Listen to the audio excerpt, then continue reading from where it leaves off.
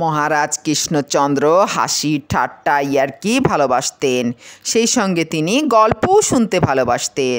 একদিন মহারাজের ইচ্ছা হলো তিনি গোপাল ভাঁড়ের কাছ থেকে একটা গল্প শুনবেন। মহারাজ গল্প শুনবেন, ইচ্ছা করায় সভাসদরা নড়ে চড়ে বসে সকলেই গল্প শোনার ইচ্ছা প্রকাশ করলেন। গোপাল তার গল্প শুরু করলো। নগরটির নাম উশোনা, রাজার নাম ছিল ভীষণা। তার বড় আদরের এক চাকর ছিল, তার নাম ভগবান। রাজা ভগবানকে ভীষণ ভালোবাসতেন, তার কথা বেদের কথা মনে করতেন, মিথ্যা বললেও সত্যি মনে করতেন। রাজা ভীষণার সভাসদরা ঠিক করলেন ভগবানকে আর রাজদরবারে ঢুকতে দেবে না, কারণ তাদের ওজন দিন দিন কমতে শুরু করেছে।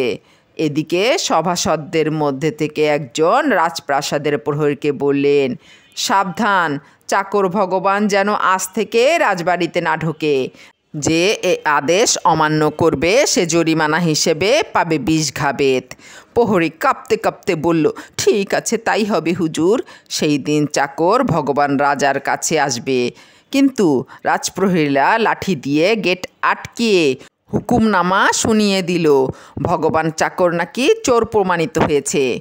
অপমানে কাঁদতে কাঁদতে ভগবান নিজের বাড়িতে গিয়ে প্রাণ ভরে কাঁদতে লাগলো এবং মনে মনে চিন্তা করতে লাগলো, এত বড় সর্বনাশ তার কে করলো। মহারাজও চিন্তা করে করে অস্থির হয়ে মনে মনে চাকর ভগবানকে খুঁজলেন। পেটে কথা চেপে না রাখতে পেরে মহামন্ত্রীর কাছে কারণ জানতে চাইলেন। মন্ত্রী বললেন, মহারাজ, ভগবানের কদিন পায়খানা, জ্বর, বমি চলছে, লোকটা বাঁচবে কিনা সন্দেহ। মহারাজ তখন চিকিৎসককে ভগবানের কাছে গিয়ে চিকিৎসা করেতে বলে দিলেন। এদিকে রাজার সভাসদরা চিকিৎসককে বললেন, মহাশয়, আপনি ভগবানের বাড়িতে যাবেন না, ভগবান আমাদের মান সম্মান নষ্ট করেছে, তাই সে যাতে রাজপ্রাসাদে না আসে তার ব্যবস্থা করা হয়েছে। সবই আমাদের সভাসদদের সাজানো ঘটনা মাত্র। আপনি রাজসভায় গিয়ে বলবেন ভগবান মারা গেছে। পরিকল্পনা মতো চিকিৎসক রাজাকে খবর দিল যে ভগবান আর নেই, সে মারা গেছে। ঠিক সেই সময় ভগবানের অন্য ছেলেকে সভাসদেরা সাজিয়ে ভগবানের ছেলে এসেছে বলে রাজবাড়িতে ঢুকিয়ে দিল। ছেলেটি বলল তার বাবার নাম ভগবান। রাজা দুঃখ প্রকাশ করে কিছু টাকা পয়সা ছেলেটিকে দিল, যাতে তার বাবার আত্মার শান্তির জন্য কাজকর্ম ঠিকমতো শেষ হয়। এদিকে ভগবানও ছলে বলে কৌশলে রাজপ্রাসাদে ঢুকবার জন্য প্রাণপণ চেষ্টা করলো, কিন্তু না, কোনো মতেই তার চেষ্টা সফল হলো না। রাজার যে পায়খানা ঘর ছিল তার মাথার উপর ছিল বড় একটা পাকুর গাছ। শেষে একদিন ভগবান সেই গাছে উঠে বসে রইল। রাজা পায়খানা ঘরে আসবেন তার আগেই ভগবান গাছের ওপর হাত জোর করে বসে আছে। কিছু সময় পর ভগবান দেখল মহারাজ পায়খানা ঘরে পায়খানা করবার জন্য ঢুকলেন। তখন ভগবান গাছ থেকে বলে উঠল, মহারাজ, আমি এসে গেছি, আমি মরিনি মহারাজ।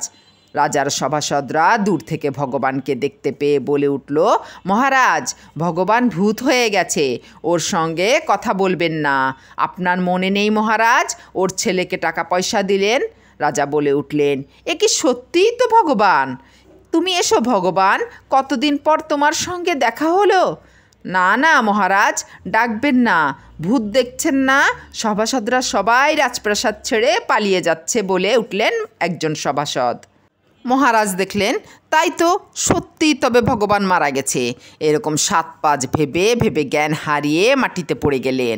সভাসদরা তখন মহারাজকে ধরাধরি করে রাজার ঘরে নিয়ে গিয়ে রাজাকে বিশ্রামের জন্য রাজ চিকিৎসকের হাতে তুলে দিলেন।